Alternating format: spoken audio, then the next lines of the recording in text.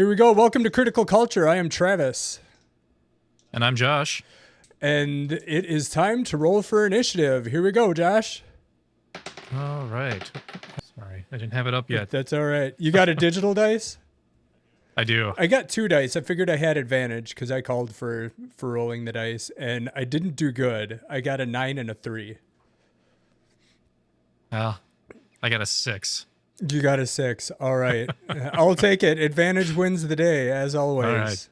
So, yeah, I guess what's new with you? You said you watched a show recently?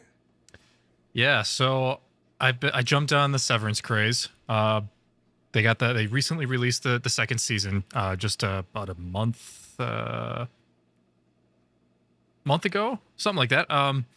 But yeah, so Severance, if you don't know what that's about, it's a show created by or starring Adam Scott, who, as I know from Parks and Rec, Ben White from Parks and Rec, and he plays a character named Mark Scout,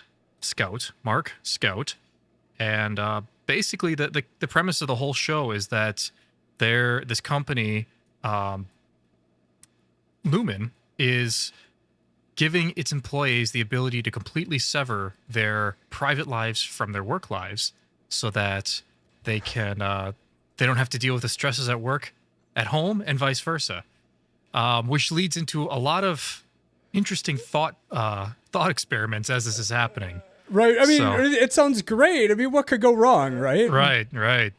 But anyway, so it's a good show. This is the second season, and they picked up. I mean, last season left as a huge cliffhanger. They picked right up and they're running, and I tell you, it keeps you on the edge of your seat most of the time. Yeah, I watched most of the first season, and then my trial of Apple Music ran out, and I got busy, and I haven't come back to it. So yeah, good show though. Good show. Great acting, and they definitely a lot of suspense. Yeah. Definitely recommend it. So if you got the chance, you got Apple TV, watch it. It's worth it. That's cool. So, well, that's my new thing. What about you, Travis? What do you got going on? First I watched a movie. I don't watch TV very much, but I had a friend over last week, and we watched Kinda Pregnant on Netflix, which I think if I had not had someone over, I don't know that I would have picked it out. It's a rom-com, a Netflix rom-com, right? Sure. The upside is it's got Amy Schumer, and it was produced by Adam Sandler. So there's bits of like physical humor in there, and some of it is like ridiculously funny. It wasn't like a sit down and really glue your eyes to the screen, gonna see it in the Oscars, but it was fun enough to watch while I was hanging out with someone. So it wasn't bad. Cool. I got a new toy too. I've been editing some of the previous stuff we recorded and realized like I needed to upgrade my mic and get a solid mic. So I got I got a couple of mics from Rode. I ended up going with the pod mic and the arm, and it works really well. I'm stoked about it. Yeah. For those of us who may or may not be able to see our video, he's got it on screen right now. It looks pretty slick there. Yeah, the sound is so much better. The other ones I have are wireless, and they're good for like little remote interviews and stuff like that. But if you're going to sit down and record a podcast and have people listen to you for a half hour, you probably want to invest in a better microphone. Yeah, absolutely. That sound quality means a lot. Yeah. So cool. Well, let's get into the meat of the show today. AI is a topic that we're both familiar with and both have a lot of passion about. So I think it's going to be like a recurring theme for our show is going to be the state of the artificial intelligence. And today we're calling it rags for riches. And what's a rag, Josh? What's a rag, and how can you get riches from it? A rag. Okay. So a rag it's Retrieval Augmented Generation. And basically a rag uses, it's an AI technique that uses the relevant context of whatever the data set is that it's using to generate its answers. So it is an LLM, and it's a way to kind of, what's the best way to say this here? It's as opposed to the LLM referencing everything that it's been taught or been trained on, you can kind of focus it on certain subjects that you're looking for. Did I get that right, Travis? Yeah, okay. You did. Totally. The R in RAG stands for retrieval. So it looks in this external database or knowledge base, like you're giving something to it. And then it's fed into the model as additional context. So imagine you're going to like Gemini and you're asking it for a recipe for meatballs, and it's going to give you a recipe for meatballs. But if you preloaded it and said, hey, Gemini, here are all the recipes for my family, and there's some meatball recipes in there, it can bring back information from what you gave it that it wouldn't otherwise normally have. So that's, again, the retrieval. And then the augmentation is, the AI model, right? It's retrieving from that data set, and then the AI model is augmenting its model with that information. So now we started using this for the show. Our first couple of shows we recorded, we were using a Google Doc and referencing things, and it worked pretty good, but we wanted something better. And you talked about how you first used Notebook LM. Now, what can you tell us about that? Yeah, so Notebook LM, for those who aren't familiar, is it started off as a lab project from Google, and the way they positioned it is it was like a study aid for a new subject. So what I had done is in my day-to-day work, I took a control panel that I work with on a regular basis, and I gave this notebook a user's manual, an installation and programming manual for it, and some cut sheets. And then I let it kind of take that information, and I was able to ask it questions. And the interesting thing about it is that it did it so well that the responses it came back with were from as though it was an experienced technician that's worked on this control panel for years. And I asked it some pretty tough questions, and it came back pretty much spot on. So in this application, what I'm using this for is my team members. I give them access to this, and they may not be as familiar with these control panels as I am. They can ask this AI questions, very specific questions, troubleshooting techniques, and it'll develop a plan for them and give them some answers to kind of get them started on the job. It's very useful and very surprising how well it worked. Right. So it's not like you're going to it and you're creating a document that you're then giving to your technicians. You gave them access to the notebook, and they don't have to read through a bunch of stuff or watch videos. They just chat like you normally would with AI, but the AI knows specifically a lot about that equipment that they're installing. So it gives them an answer that's direct to their question. Right. And very, very specific. And it's very useful information. It's not just, generalized, try this. It's do these exact steps. And, here's what you should expect from each step. Very, very useful. Right. And I've been using Gemini for a while to summarize videos and talk about YouTube videos. Like I started playing Civilization 7, and I've got a whole Notebook LM full of Civ 7 resources because there's so much to learn. I need help. Right. But so Notebook LM can read some articles. A lot of sources won't let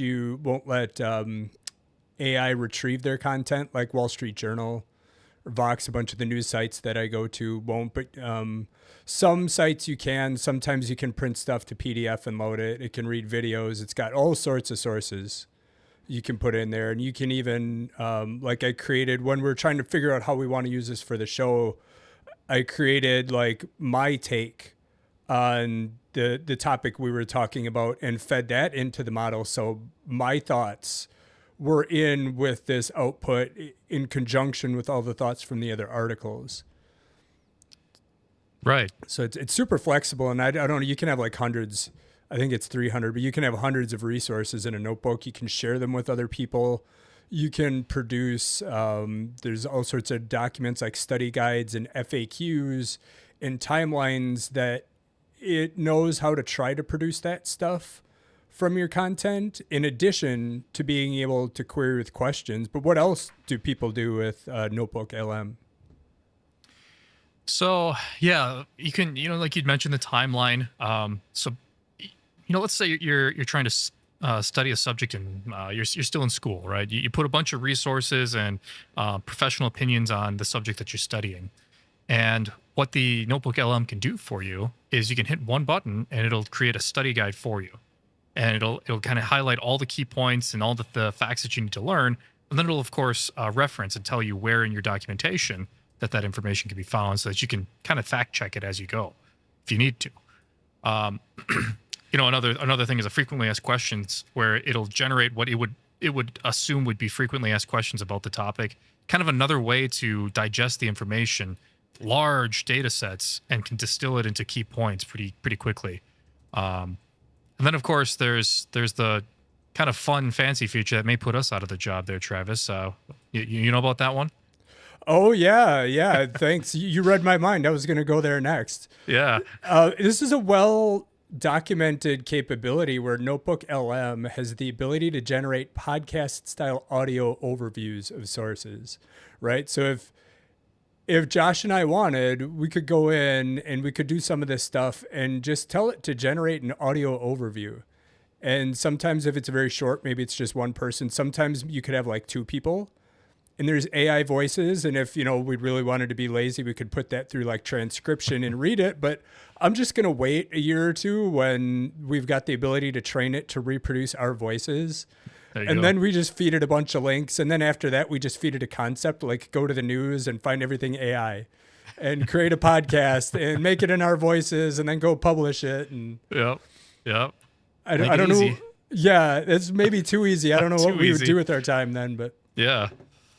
So yeah, like the ability to use it, that's a somewhat different use case. We're not going for that yet. I like talking to you, and it's kind of fun to, I'm sure people prefer listening to real people over computers still at this point.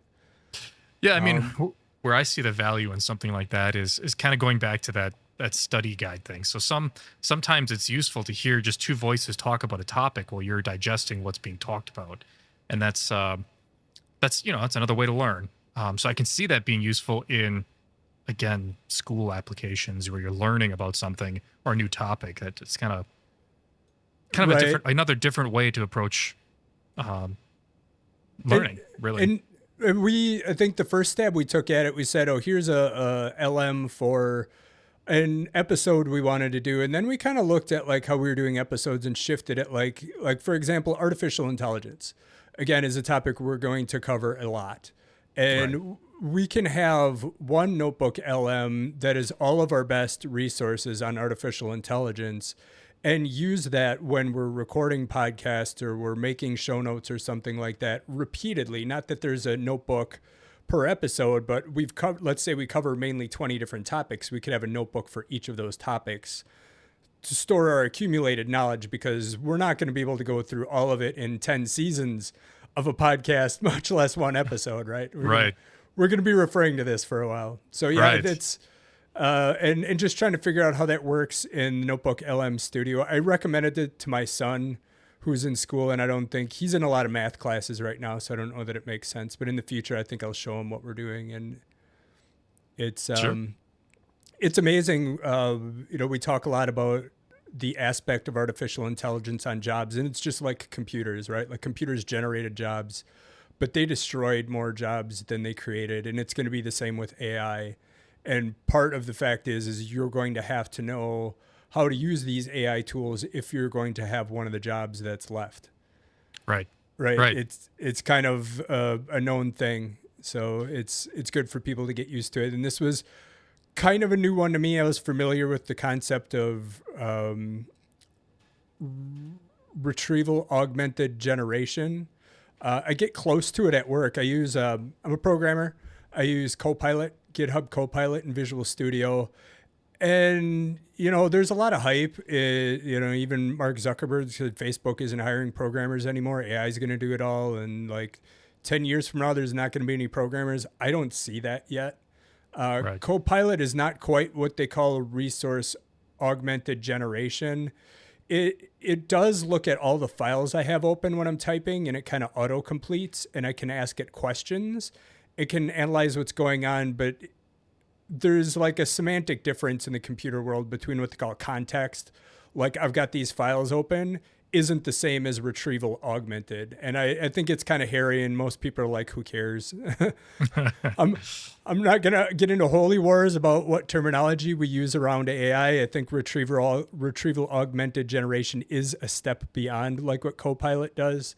But they're in the same family of things, right? So, but go ahead. No, I was just going to say along the lines of, even code writing, you mentioned that, Facebook and those are thinking that that's going to replace coders in the future. But I will say that it does impress me that these LLMs can produce compilable code, and and you can run it and with very little effort. You just tell it what you want it to do, and it'll come up with something. Now, it's not always right, and it may get it done in a weird way, but it gets it done, which is kind of impressive. And it's only going to get better, right? As it gets used more, and maybe programmers will be replaced by prompters. That you just have to know how to ask it for the right code to get there. But, yeah, yeah, we'll that's a great question. There's this concept of garbage in and garbage out, right. Generative AI prompting is a job title now, and if you're good at it, you can make good money because it is both an art and a science, depending on which model you're using. So you still need someone that understands what to ask it. You have to ask the right questions. For example, at one point in time, I was trying to develop something that used a cron type syntax for me to specify how often a task ran. Mm-hmm. And I told it to write me, this is a bad question. I said, write me an algorithm that's going to parse this line from the database the way I want to parse it. And it started writing it, and I went through a couple of iterations and it still wasn't working. I'm like, I asked a stupid question. This is Python. There's got to be tons of modules out there that already do this.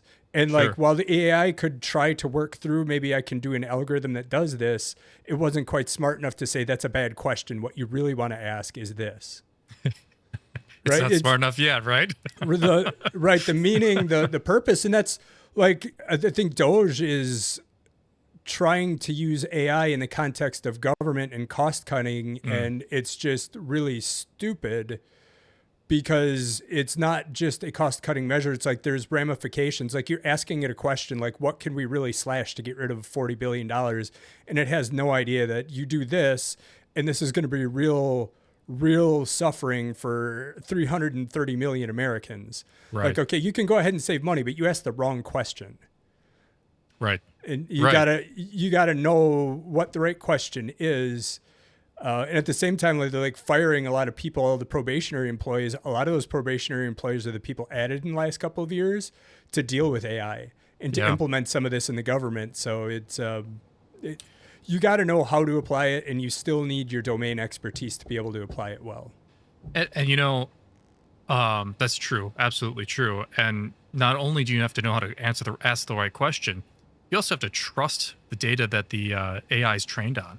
So in the case of like Doge, you can only assume that Elon Musk is using his AI Grok, and we've seen some of the stuff that comes out of Grok. It's not great, but again, it's also an early AI. It may grow.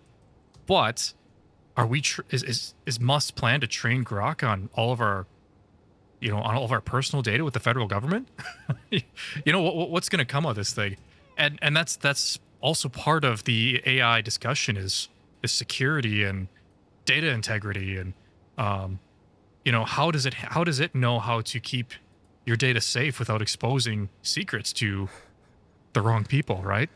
When the people controlling it can't even keep your data safe. That's right. They put up a website that got hacked. They put immediately they put information out there for employees that worked in like government intelligence agencies, like the NRO, the National Reconnaissance Organization that makes all the spy satellites. So they outed people.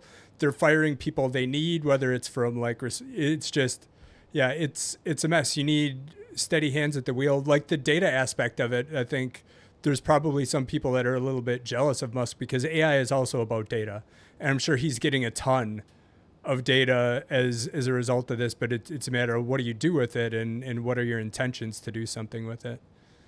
Right. It's on the business side of things, it's a competitive advantage. This data wouldn't be publicly accessible to say Google or Facebook or OpenAI. He's got his models potentially learning off of private protected information. Yep. And I think I agree, like in terms of streamlining the government from a digital services perspective and using AI, those are like worthy goals, but a lot of that was already going on. Obama created a group during his presidency to try to do that. And it takes time to cut through government bureaucracy, and everyone's got their silos and they're protecting things. And that slows it down a little bit, but it's also not great to just go in and smash everything and think you're like, they were already using, I think ChatGPT has a chatgpt.gov, or they've got a gov site and they've got special services for government. I know Gemini was being used in the US government. And I hope it doesn't become like he gets to destroy all that and bring in like in self-deal a lot of, hey, it's all going to be X and Grok. Like there should still be multiple sources for artificial intelligence use within the government because it's good for the ecosystem as a whole.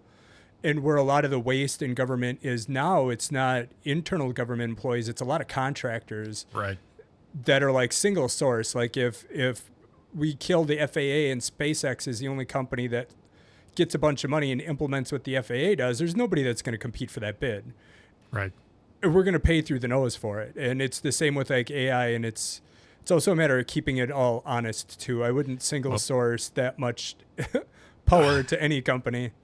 Well, and the sad thing about that is, you know, Musk in his position, this is a clear conflict of interest. If he's able to award, maybe he's not directly able to award contracts, but he owns SpaceX, he owns X, he owns all of these platforms that directly benefit from government programs, or government money, basically, our money, our taxpayer money. And I don't like that, you know? Yeah, there's definitely an aspect of antitrust and breaking up monopolies in a smart way. Like Microsoft kind of got hit and it helped level things out. I think Google got hit in the last couple of years and they still haven't figured out what the outcome is. And to some extent, like their dominance in advertising has been really eroded by Facebook and TikTok now. So, but it's still, it's good to look at those things. And I think that's the opposite of like, oh, we're going to have this one man that owns all these things because I don't know. It's not great. It's similar to like I think part of the reason he's given a bunch of money to the Republican candidate for Supreme Court Justice in Wisconsin, like millions of dollars of ads for him. And within a month before him doing that, he sued the state of Wisconsin because there's a law that says if you're the manufacturer, you can't own dealerships. And again, for Tesla. For Tesla, right? And it gets back to that whole like monopoly thing. Like he's greedy and just wants more. And like I kind of agree with the importance of space exploration, but I don't think we need to give him Emperor Palpatine kind of unlimited power financially to make it happen. And honestly, you know, SpaceX is probably best positioned currently in our country for our best hope for space exploration. So let's get Elon out of SpaceX. You know, if he's going to have his hands in the government gears, he shouldn't be having his hands in SpaceX or the other companies, right? Yeah. That would at least mitigate some of it. It's not, again, it's still not ideal because there's no competition that should be awarded across, or at least available to all people who are capable, or all companies who are qualified to do so. Right. Right. Totally. I agree. And that's a whole nother episode. We could get into space. I follow that pretty closely. So yeah, like we mentioned, Notebook LM is a free kind of for the consumer tool for Resource Augmented Generation, but there's also Resource Augmented Generation available in a lot of the I guess commercial models if you want to get into programming. Like I've looked at Gemini and it's got the ability to do this sort of thing. I know Azure AI Studio or some of their offerings in the Microsoft cloud have this, AWS machine learning. So on the consumer side, there's only one tool, but pretty much all the major players have this. So it's available out there for use beyond Notebook LM. So why RAG, Josh? What problems does this solve? Well, you know, we're talking RAG with the APIs, the API integrations. What that can help solve is giving these large language models access to more up-to-date, more current data by leveraging the APIs and being able to go out and basically reach out and grab more relevant information.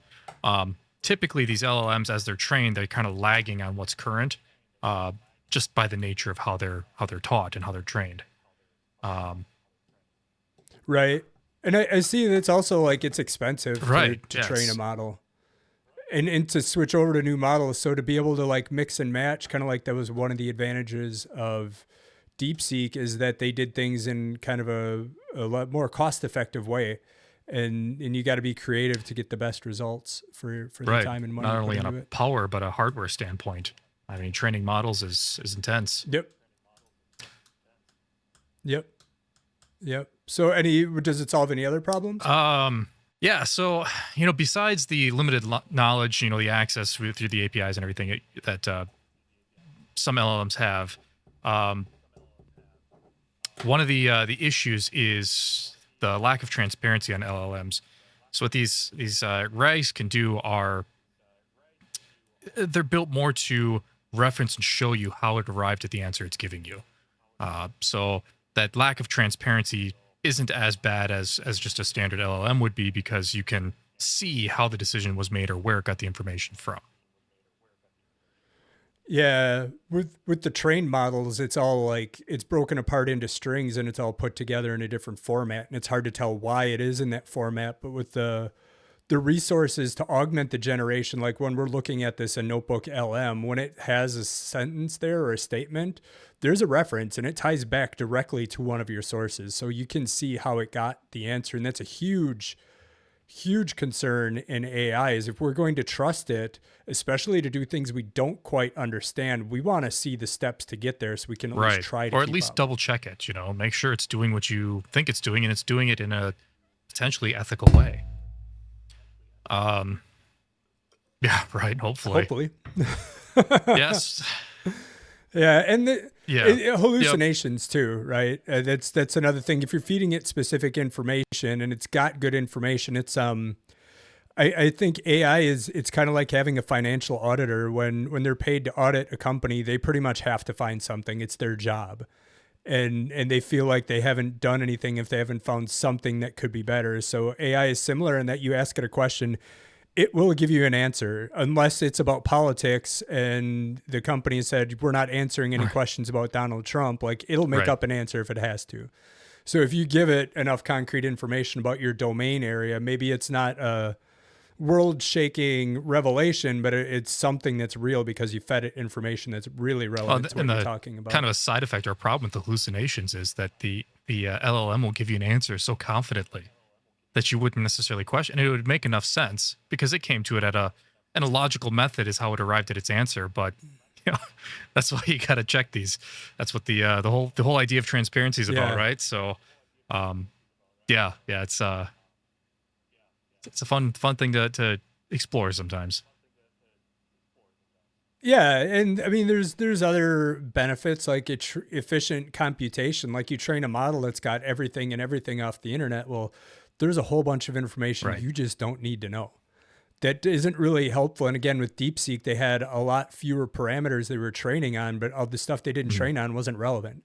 And you can add that in after the fact with something like RAG, so that you still get the high quality thing, but not everybody, and you don't have to train the model to know everything and you can keep up to date. So it's efficient.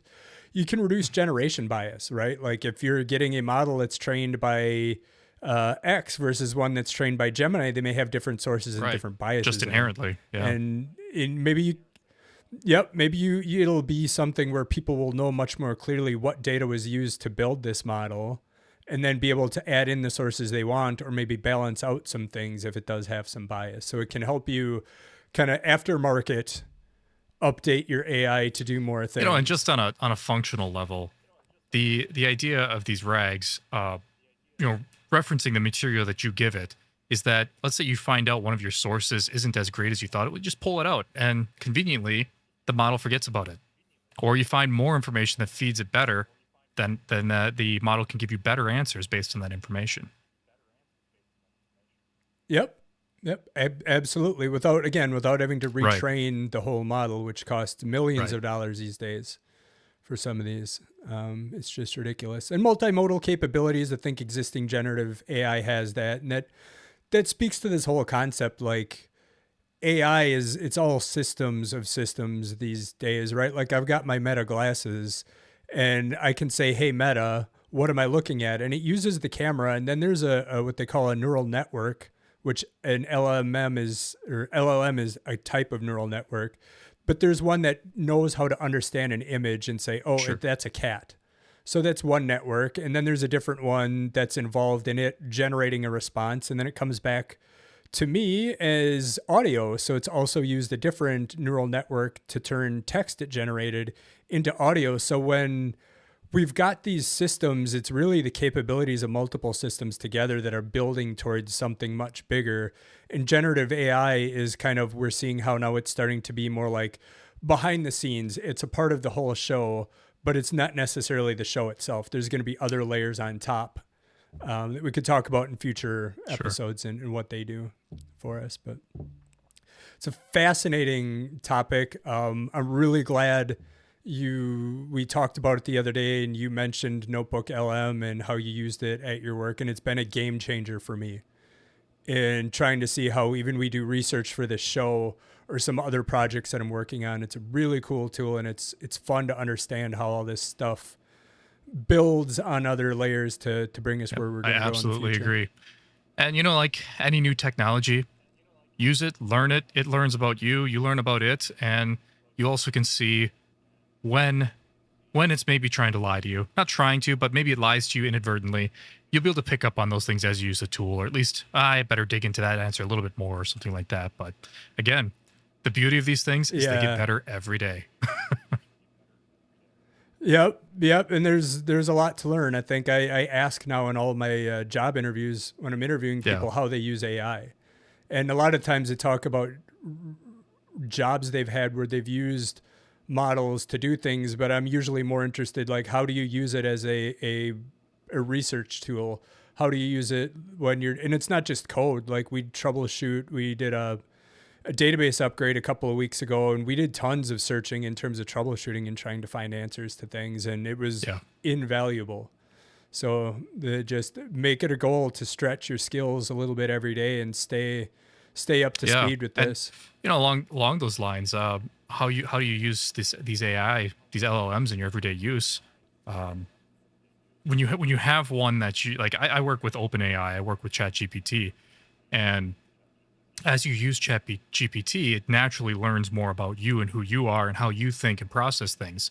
So when it gets enough information about you, it's almost like you're talking to yourself or you're talking to your subconscious, and you can work ideas, bounce it back and forth, and you take that with a grain of salt, but it's kind of a nice creative outlet too, to really wrap your head around a few concepts and ideas that maybe you wouldn't be able to do just on your own. So it's kind of a fun personal tool as well. Yeah. I told you earlier, I was looking at using Gemini's API and building like an agent layer on top of it about a year ago. And I told you one of my first ideas was I was going to have like a personal physical fitness coach. And I was going to tell Gemini to assume the mannerisms and the tone of speaking of David Goggins and talk to me like he does, and really like ride my ass to get me to do this stuff. So it can be fun, and you can certainly add whatever flavor you want to it. And so cool. Well, that's all we have for today, folks. Thanks for joining us.